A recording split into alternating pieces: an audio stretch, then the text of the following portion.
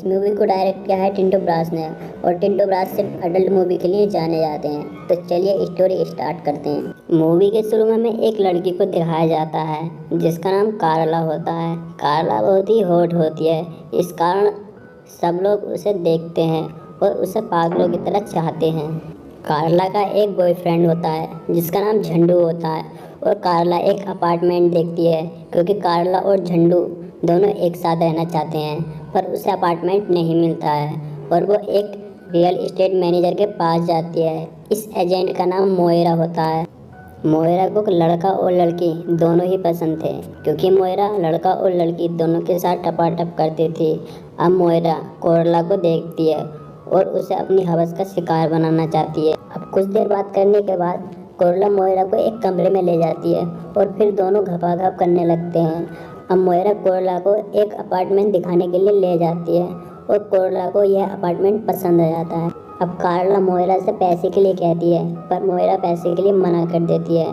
कारला कहती है क्यों नहीं लोगी पैसे। मोएरा कहती है मुझे पैसों के बदले में तुम्हारे साथ सोना है और कारला उसके साथ सोने के लिए तैयार हो जाता है और फिर दोनों कुछ देर बात करने के बाद वहीं पर इंटीमेट होने लगते हैं। अब अगले दिन हमें दिखाया जाता है कि झंडू अपना लेटर ढूंढ रहा होता है पर उसे कोरला की एक किताब मिल जाती है और उस किताब में कोरला के एक्स बॉयफ्रेंडों की फ़ोटो होती है और ये देखकर झंडू बहुत ही गुस्सा हो जाता है और वो कारला को तुरंत फ़ोन लगाता है और वो कहता है कि मैं तुम्हारे पास लंदन आ रहा हूँ। अब अगले दिन कोरला हेयर स्टाइल चेंज करके और मॉडल बनकर एक बार में जाती है और मोएरा भी उसी बार में जाती है।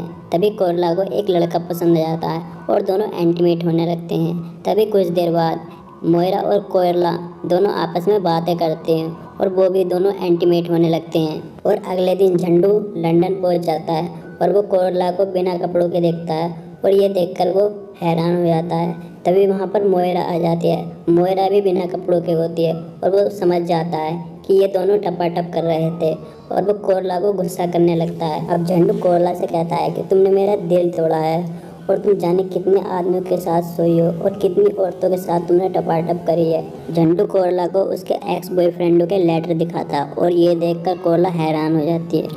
कारला झंडू को हर तरीके से समझाती है पर झंडू नहीं मानता है और वो वहाँ से चला जाता है। जब वो रास्ते में जा रहा होता है तो पार्क में कुछ लोग चुम्मा चाटी कर रहे होते हैं और वो सोचने लगता है क्यों ना मैं भी एक बार टपाटप करके उसके बाद ही यहाँ से जाऊँ। अब कुछ देर बाद झंडू कारला को फ़ोन करता है और कारला उसके पास आ जाती है।